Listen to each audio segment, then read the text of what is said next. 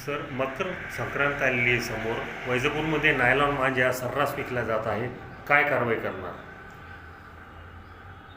वैजापूरमध्ये nylon मांजा संदर्भात आम्ही आतापर्यंत कठोरचे कठोर कारवाई करीत आहोत. याच्यामध्ये आज पाहतो आम्ही समजा 6 गुन्हे दाखल केलेले आहेत आणि यामध्ये काल नुकताच एक प्रॉपर वैजापूर शहरामध्ये एक मांजा विक्री करत होता, त्याच्यावर देखील आम्ही गुन्हा दाखल केला आहे.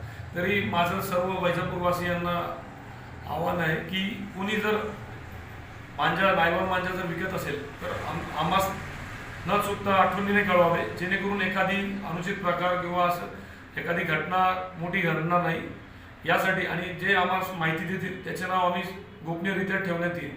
आणि याच्यापुढे जर आम्हाला 18 वर्षाच्या आतील मुलाकडे जर मांजा सापडला तर आम्ही त्यांच्या पालकांना देखील ह्याच्यामध्ये आरोपी करू.